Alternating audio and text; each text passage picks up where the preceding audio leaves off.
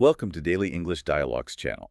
Today we're doing a deep dive, a really meticulous exploration into something that I think, well, almost everyone grapples with in modern life, right? Absolutely. That feeling of being overwhelmed. Exactly. Overwhelmed by information, constant deadlines, whether it's professional or academic, and this pressure for self-improvement, it all comes down to a core challenge. Yeah. How do you maintain that sustained, high-level drive? Yeah, and our goal today isn't just to give you generic advice like try harder or be more motivated. We're going deeper. We're looking at the antecedents. That's a key word here. The Okay. things that come before motivation, the measurable skills that actually statistically predict your capacity to stay driven. We want to give you a kind of evidence-based shortcut, really, to understanding the science behind your own drive. hmm And the sources we've pulled together for this are, honestly, quite fascinating. They bridge that gap between, high-level theory and practical application. Right. We've got hard quantitative data correlational research involving hundreds of university students. So real numbers. Real numbers, yeah. And we're synthesizing that with richer, more contextual stuff, pedagogical discussions, conversations about mastering time, about how we interact with people. And this leads us to the central thesis, which, frankly, sounds a bit counterintuitive at first glance. It does. Because we're going to show that two skills often dismissed as soft skills, how effectively you manage your free time, your non-work time, and how well you communicate specifically with respect aren't just nice to haves. They are statistically significant predictors of academic and professional success. They're like the fuel for the engine of motivation. A symbiotic relationship, as you put it. Yep. Powerful stuff. So we need to dissect this carefully. We'll be using, precise language, advanced vocabulary, really digging into the concepts to maximize what you, our listeners, can take away, both linguistically and in terms of understanding yourselves. Okay, let's start. Right. Let's begin with what we're calling the academic nexus. We need to ground ourselves in the psychology first. So first off, what exactly is motivation? We need to move beyond the everyday use of the word. Researchers like Gardner, Pintrich, Chunk, they define it as an inner state. Think of it as this internal force. A dynamic force. Yeah, dynamic. It channels your behavior, directs it towards specific goals, and it's characterized by effort, having clear aims, and importantly, a real deep-seated desire for achievement. Okay, so that's the what's. But before we jump into the data showing what predicts it, we really need to understand the how. How do external actions like managing time or communicating better actually influence that inner state? Good point. We need the theoretical framework. Exactly. There are two foundational theories here. The first is social cognitive theory, or SCT. Albert Bandura is the big name here. SCT introduces this idea of reciprocal determinism. It sounds complex, but the core idea is that learning and our behavior happen through a constant mutual interaction. It's a three-way street between the person, their thoughts, beliefs, the environment, social context, physical space, and their actual behavior. Okay, so it's not just the environment acting on me. I'm acting on it. My thoughts influence how I perceive it. My behavior changes it. And then that changed environment feeds back and influences me again. It's a loop. You've got it. It's a continuous loop. So if you take someone struggling with motivation, that's a behavioral issue, right? Right. SAT suggests that if you improve a key environmental factor, maybe like learning better communication skills, as you mentioned, that can kickstart a positive cycle.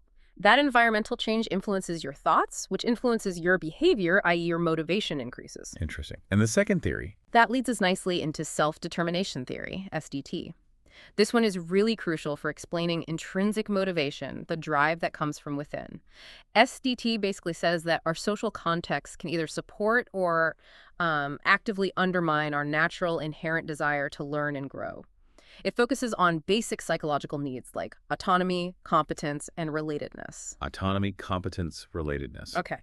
So the core idea of the research we're looking at today is this. When you improve your communication skills, particularly respect, and when you master your free time, specifically through goal setting, you're essentially creating a more supportive environmental factor, just like an SCT. And this supportive environment helps satisfy those core psychological needs identified by SDT, feeling competent, connected, maybe more autonomous in your learning, and that is what ultimately enhances motivation. Okay, that makes sense. It connects the external actions to the internal state via these established psychological theories. So the theory supports the hypothesis. Now let's see what the data says. Let's get into it. The main study we're drawing on involved 610 undergraduate students in Turkey, a pretty diverse group from various programs, although predominantly female, which is something to note. Okay. They use three specific measurement tools: the free time management scale, FTMS, the communication skills scale, CSS, and the academic motivation scale, AMS. So standardized measures. Right, so we're moving beyond just asking people, how motivated are you? Mm-hmm. We're looking at validated scales and statistical relationships. Yes, precisely. And the first big finding confirmed their initial hypothesis. Yes, there are positive and meaningful relationships pretty much across the board between motivation and these skills. Okay, positive relationships. But how strong? That's key. Yeah. Exactly. And this is where it gets interesting. When you zoom in, you see medium-level correlations which are quite strong in social science between academic motivation and very specific subskills. Look at these numbers. Respect, as a communication subscale, showed a correlation of R equals 0.41. And ability of expression, another communication subscale, was R 0.40, both statistically significant at the p.01 level. 0.41 and 0.40. For those listening, an R value, the correlation coefficient, tells you the strength and direction of a relationship. 0 means no relationship. 1 is a perfect positive relationship. So 0.4 is, well, it's pretty substantial like that. It's highly salient, yeah. It tells you there's a robust connection there. It's not just random chance. And this is where, like you said, it challenges conventional wisdom. You might think motivation is all about, I don't know, innate grit or intelligence. Mm-hmm. But this data suggests that how students interact, maybe more importantly, how they feel they're treated, that respect factor is deeply linked to their internal drive. Absolutely. It underscores the social nature of learning and achievement. Now, you mentioned conventional wisdom about just, say, being organized. Right, like just making a schedule. Well, the data showed that scheduling as a subscale of free time management had a positive correlation, yes, but it was much weaker, only R at least 0.12. Still statistically significant because of the large sample size, but much less impactful than respect or expression. Okay, 0.12 versus 0.4. Big difference. Huge difference, and this hints at something important. Simply drawing lines on a calendar, the passive act of scheduling, doesn't seem to be a major driver of motivation itself. It's not where the energy comes from. It seems not. Which brings us to the really critical part of the analysis, the regression. Correlation tells you two things are related, but regression helps identify which variables actually predict the outcome, which ones are the drivers. This is where it gets really compelling for me. They isolated the variables that significantly predicted motivation. And together, these few factors explained, what was it? 24.9% of the variance in academic drive. Almost a quarter. Explaining nearly 25% of something as complex as human motivation with just a few measurable skills. Mm-hmm. That's statistically very powerful. It really is. And we need to spend a moment on how they got to that 24.9%. The variables were entered into the predictive model one by one based on how much variance they could explain. Okay, so the strongest predictor goes in first. Exactly. And guess which one went in first? Based on the correlations, I'm guessing respect. You got it. The communication subscale respect entered the model first and, on its own, accounted for a whopping 16.9% of the total variance in motivation. Wow, 16.9% just from respect. Just from respect. Think about that. How you treat others, and critically, how you feel you are treated by others with respect, is the single most potent external predictor of your desire to achieve, according to this study. That's staggering. How does that work? What's the mechanism? If I treat my colleague with respect or my professor treats me with respect, how does that translate into me feeling more motivated? It loops right back to self-determination theory, SDT. Remember those core needs: autonomy, competence, and relatedness. Right, relatedness, feeling connected. Exactly. Respect directly fulfills that need for relatedness. It also bolsters the feeling of competence. When you're respected, your ideas feel validated, you feel like you belong in that learning or working environment. That sense of belonging reduces emotional friction, anxiety, defensiveness. It basically frees up your cognitive resources to focus on the task, on learning, on achieving. Whereas a disrespectful environment does the opposite. Precisely. It creates friction, drains your mental energy with worry or anger, and kills motivation. Okay, so respect is number one, explaining 16.9%. What came next? The second variable to enter the model was from the free time management scale. But crucially, it wasn't scheduling. It was goal setting and technique. Ah, so not just planning time, but deciding what to do with that time and how to approach it. Exactly. And the subscale accounted for an additional 6.1% of the variance when added to the model. So respect plus goal setting and technique gets us close to that 24.9% total. We're getting there. But this distinction is the analytical highlight we hinted at earlier. We have to be crystal clear. People often conflate time management with scheduling. Making lists, using a planner. Right. But the data here strongly suggests that's a misunderstanding. Scheduling itself, the mere act of putting things on a calendar, was not a statistically significant predictor of motivation in the regression analysis. But goal setting and technique, the active, forward-looking process of deciding what you want to achieve with your time and figuring out the method, that was a significant predictor. That's the driver. It's the difference between passive playing and active self-regulation. Which makes sense, right? Goal setting is intrinsically linked to self-efficacy, believing you can achieve something. Setting a goal, having a technique, it gives you a pathway, a sense of control, immediate feedback when you progress that feeds the motivation loop. Passive scheduling doesn't necessarily do that. Exactly right. Now, to round out the prediction model, two more communication subscales entered as significant predictors after goal setting. They were ability of expression, being able to articulate your thoughts clearly, and interestingly, obstacles. Obstacles, what does that mean in this context? Obstacles in the communication skills scale refers to the perception of barriers or difficulties in communication. So feeling like it's hard to get your point across or that there are misunderstandings. I see. So predicting motivation involves not just the positive communication aspects like respect and clear expression, but also minimizing the negative friction, feeling like you can overcome communication challenges. Precisely. It suggests you need both the positive inputs and the ability to navigate or perceive fewer difficulties to really sustain that drive.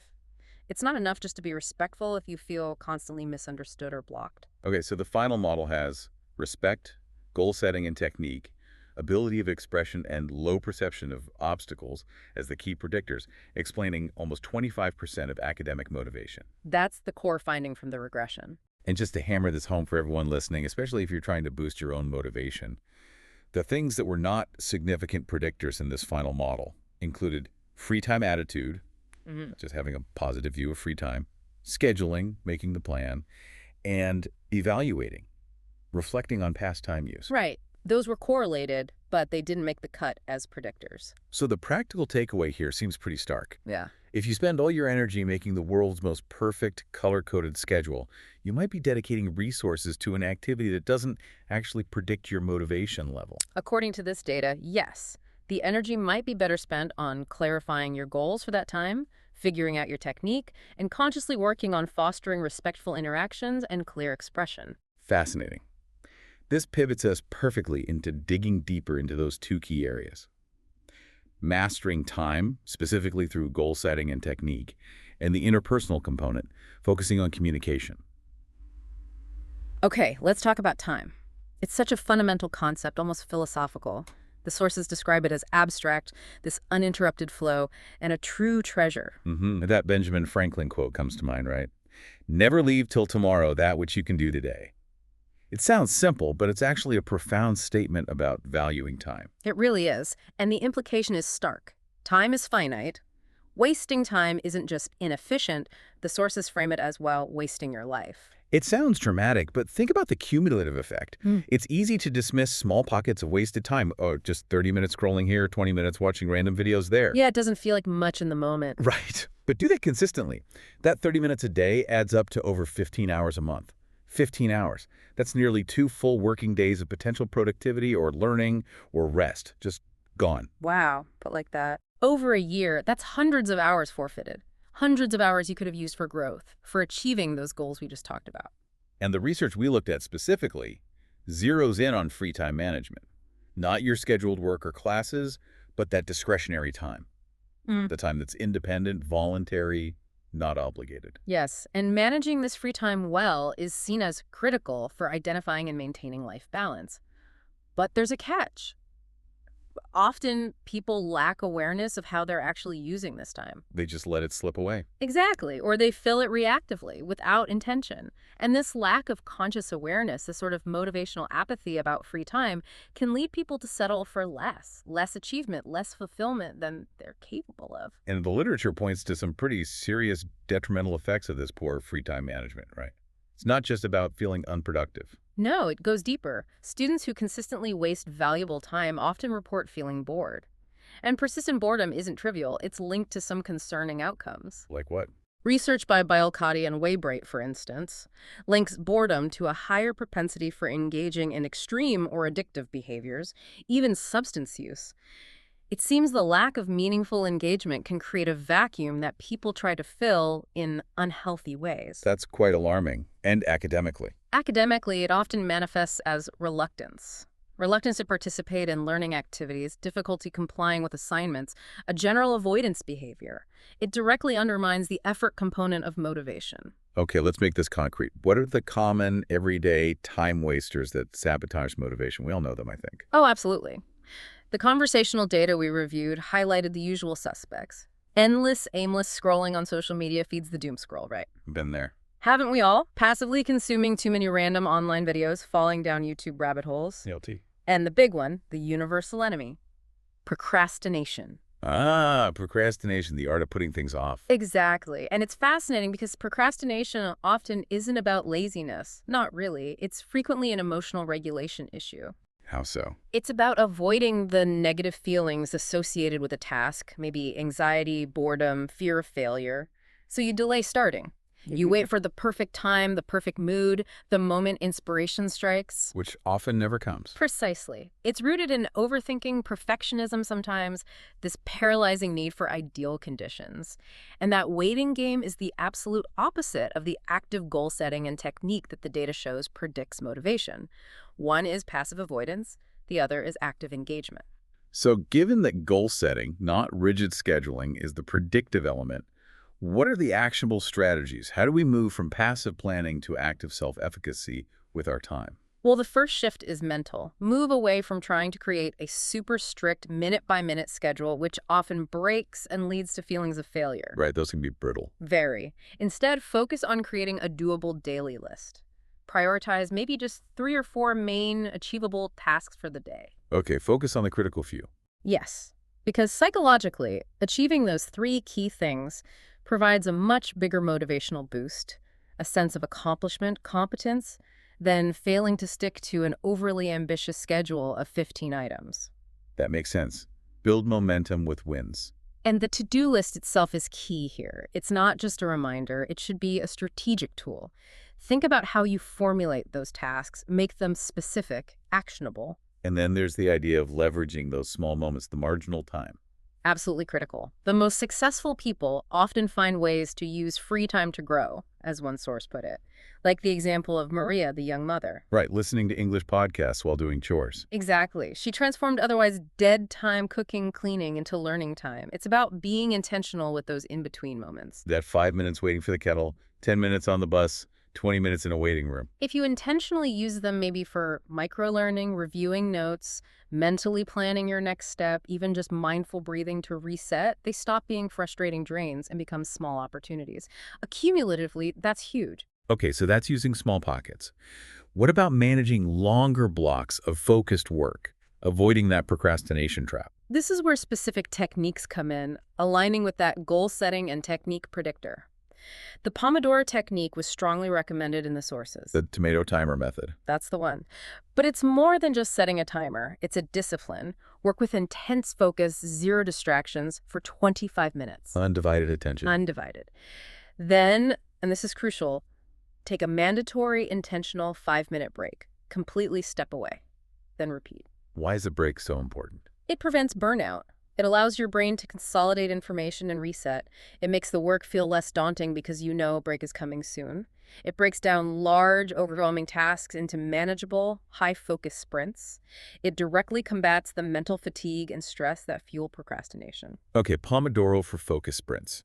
What about bigger picture strategies, the game changers that save time systemically? The sources highlighted a couple of really practical ones. One was meal prepping. Spending time on Sunday to cook for the week. Exactly. It seems like a big-time investment up front, maybe a few hours.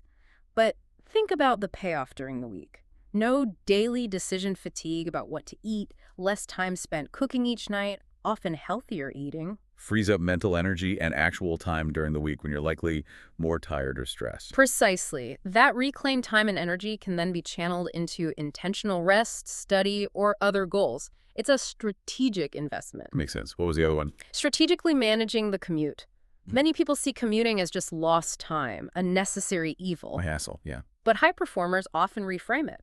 They transform that time into a productive block, listening to audiobooks or podcasts relevant to their field, reading reports, planning their day, even just mentally rehearsing a presentation. So consciously turning a liability into an asset. Yes, it's another manifestation of that predictive goal setting and technique mindset. It's about intentionally directing your time, even enforced downtime, towards your objectives. It's an active, not passive approach to those minutes. All right, let's shift gears to that second major predictor. Interpersonal competence, or communication skills. We know communication is broad speaking, writing, listening, even thinking. Mm-hmm. But the data was really specific, wasn't it? The subscales that packed the biggest punch for predicting motivation were respect and ability of expression. That's right. And this finding has huge implications whether you're managing a team, collaborating on a project, or just navigating your academic environment. Motivation isn't created in a vacuum. It's powerfully co-generated by the interpersonal climate. Co-generated, I like that. When people feel genuinely listened to, when they feel treated with respect, meaning their time, their effort, their perspective is taken seriously, without bias, something powerful happens. What's that? They feel a surge of enthusiasm, they feel validated, they feel psychologically safe to take initiative, to contribute their best work. It directly fuels intrinsic motivation. And the flip side. What communication failures actively kill motivation? The sources mentioned several. Oh yes, a clear list of motivation killers emerged. Things like a chronic lack of communication or meaningful feedback, just being left in the dark. Feeling ignored. Exactly. Or receiving criticism that's delivered disrespectfully, harshly, or feels biased. Verbal abuse, obviously. But also more subtle things like feeling your identity or contributions are consistently ignored or minimized. Basically anything that creates that feeling of disrespect or friction. Right. When that negative frictional environment exists, your cognitive energy gets diverted. Instead of focusing on the task, you're focused on self-defense, managing anxiety, dealing with the perceived slight. Motivation just plummets. So mastering communication, especially respect and expression, is really about reducing that friction and freeing up energy. Precisely. And communication mastery isn't just about being polite. It's an advanced skill set. The sources mention specific teachable elements. Like what? Things like actively reflecting emotions when you answer someone's question to show you truly understand their underlying feeling, not just the words. Asking open-ended questions that encourage elaboration rather than yes-no answers. Making appropriate eye contact. Yes, showing engagement. And crucially, learning how to give feedback that is both accurate and constructive, delivered respectfully. These skills help reduce those perceived obstacles to communication that the regression analysis flagged. And you mentioned these are teachable skills, Mhm. not just innate personality traits. Absolutely. Research shows these skills can be effectively taught. While it's beneficial to start younger, adults can certainly learn and improve, and it's vital for navigating complex professional and academic relationships. Mastering them eliminates those petty conflicts and misunderstandings that are like invisible energy vampires, just sucking away your motivation. Okay, so effective communication is key. How does this tie into the broader concept of work-life balance? That came up in the conversational sources too. It's deeply connected because achieving that balance, finding a sustainable harmony between your work or study demands and your personal life is almost impossible without clear communication and, crucially, setting firm boundaries. Boundaries. Yeah. Easier said than done sometimes. Isn't it just? But the sources emphasize it's critical. You have to intentionally define and protect time for focused work, and equally define and protect time for non-work activities, rest, hobbies, family, whatever recharges you. And the key is sticking to it. That's the discipline aspect. It requires internal integrity to honor those boundaries you've set, even when there's temptation to blur the lines, check emails late at night, or skip a planned break. Maintaining those boundaries is, in itself, an act of self-respect that fuels motivation long-term. That discipline then allows for something else important, intentional rest. Yes, this isn't just collapsing on the sofa, mindlessly scrolling, which might be needed sometimes. But intentional rest is actively scheduling time for activities specifically chosen for their restorative value. We often feel guilty about taking breaks, don't we? Like it's an indulgence. Exactly. That break guilt is so common among high achievers. But the research is unequivocal. Rest is not a luxury. It's an essential component of managing stress and maintaining focus over the long haul. So things like actual downtime, maybe yoga, meditation, a walk in nature. Whatever works for you. But it needs to be intentional and ideally scheduled, just like a work task. As Emily's anecdote highlighted, reflecting her dad's advice, Those breaks are what enable you to return to demanding tasks with renewed mental clarity and energy. You view the break as an investment in future productivity, not a lapse. I like that framing. Rest as an investment. And this whole system, communication, boundaries, rest, it doesn't exist in a vacuum. It requires flexibility and ideally a supportive environment. Meaning, Having friends, family, or colleagues who understand and respect your need for boundaries, who encourage you to take those necessary breaks that provides a crucial buffer against stress. and acknowledging that life happens, right? Schedules change. Absolutely. The goal isn't some rigid, unattainable, perfect balance where nothing ever goes wrong. Life is fluid. The key is having good communication skills to navigate those changes flexibly, to renegotiate plans when needed, rather than just throwing your hands up because the perfect plan got disrupted. So communication underpins the ability to maintain balance even when things get unpredictable. Exactly. Now, one more layer to add here. Approaches to time, scheduling, even communication styles. These aren't universal, are they? There's a cultural dimension. A very important point. Attitudes towards things like punctuality, how strictly schedules are followed, how free time is perceived and valued, these can differ significantly across cultures. Some cultures are more monochronic, right? Time is linear, appointments are exact, being late is a serious issue. Think Germany or Switzerland, perhaps. Schedules are often adhered to quite strictly as a sign of respect and efficiency. Versus more polychronic cultures. Right, where time might be seen as more fluid. Interpersonal relationships and flexibility might take precedence over rigid adherence to the clock. Multiple things might happen at once. Think perhaps some Latin American or Mediterranean cultures, though these are broad generalizations, of course. Okay, so this raises a really interesting self-assessment question for you, the listener. You need to consider, how does your own cultural background influence your natural approach to goal setting and technique? Yeah, think about it. If you come from a highly polychronic culture that values flexibility and spontaneity, trying to force yourself into a hyper-rigid minute-by-minute schedule might feel unnatural, clash with your identity, and ultimately undermine your motivation because it causes internal conflict. Right, it wouldn't feel authentic. Conversely, if your background emphasizes strict planning and punctuality, you need to be mindful of how you apply that approach, especially the respect factor when interacting with people or systems that operate more flexibly. You need to ensure your planning doesn't come across as rigid or disrespectful of others' priorities. So understanding this cultural interplay is vital for fine-tuning these predictive skills, goal setting, respect, expression, in a way that actually works for you within your context. Absolutely. Self-awareness includes cultural self-awareness here. Hashtag tag outro. Okay, so wrapping this deep dive up, I think the most powerful takeaway is this paradigm shift. We really need to move away from thinking motivation is just some mysterious internal spark we either have or don't. The evidence strongly suggests it's significantly predicted, influenced, and sustained by externalized skills, skills you can actually learn and manage. And we've zeroed in on the critical few based on that regression analysis. Success, drive, motivation. A significant chunk of it can be explained by how well you manage your non-obligatory time, specifically through goal setting and technique. And equally important, your capacity for constructive, positive engagement with others, which boils down to respect, clear ability of expression, and minimizing those perceived obstacles in communication. Those 4 factors are key. So, the practical application for you listening. Conduct an honest self-audit. Look at those 4 areas. Goal setting technique, respect, giving and receiving, expression, and obstacles. If you constantly feel bogged down, if your drive fizzles out, if you find yourself procrastinating again and again, Yeah. where's the weakest link among those 4?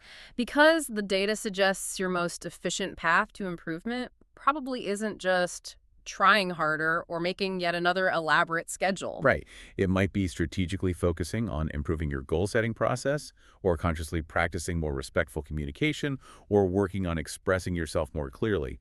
That's where you might get the biggest motivational return on investment. So if we accept that time is life, as the philosophers say, and that using time effectively, which includes communicating effectively within that time, is a sign of wisdom, we want to leave you with a final, provocative challenge. Okay, let's hear it. Look again at those 4 predictors: goal setting and technique, respect, ability of expression, and obstacles. What is one single commitment, something small, something immediate that you can make today to deliberately shift the balance in just one of those areas? Not a huge overhaul, just one small action. One small, concrete action Maybe it's defining one clear goal for your free time tonight. Maybe it's consciously deciding to listen more respectfully in your next conversation. Maybe it's drafting an email you've been avoiding, focusing on clear expression. Because the real test of self-regulation, the real way to build motivation, is to stop waiting. Stop waiting for the perfect time, the perfect mood, the perfect wave of inspiration. Exactly. Initiate the change. Implement one small technique related to these predictors now. Dedicate that bit of energy to growth, not to friction or waiting. And see how that small action might just kickstart that positive feedback loop we talked about, renewing your motivation from the outside in. Keep learning, keep experimenting, keep growing, and try to make every moment count intentionally.